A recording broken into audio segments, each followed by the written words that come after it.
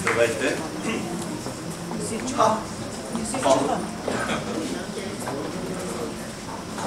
Добър вечер. Къде е озвучителят?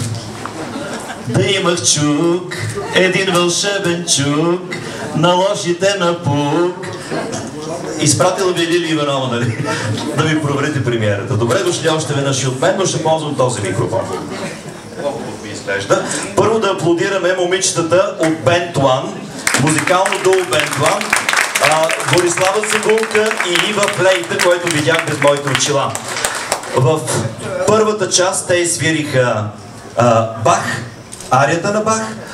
Тази вечер е неговият рожден ден също, освен че е денят на поезията, за което след малко ще говорим. А втората пиеса беше песента Стела на Емил Димитров, която е много малко позната и всъщност това е най-близкото изпълнение до оркестъра на Раймон Лефевър. Също така тази песен Стела е причината Давид Александър Уинтер, голяма френска звезда, да стане голяма френска звезда с песента на Емил Димитров Стела. Добре дошли!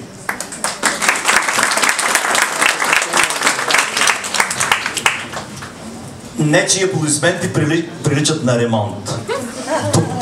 Тук някой тропа с един вълшебен чук. Благодаря на Албена Ненкова, която е нашия домакин тази вечер.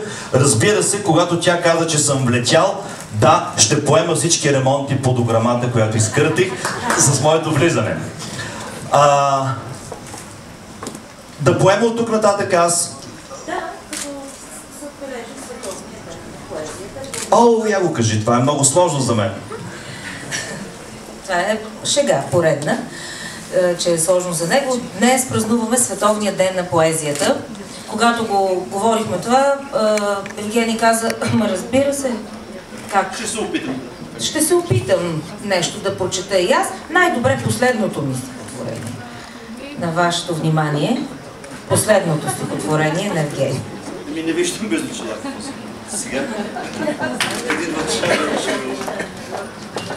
И много благодаря, че започнахме на време, защото преполових бутилката и си казвам после кой ще ме разбере как фъфля, нали? Сега това трябваше да е смешно нищо. Ще ви прочита не последното ми стихотворение, но е стихотворение посветено на любим човек. И това е по повод Деня на поезията. Защо реши в старата сграда да сложиш експлозив?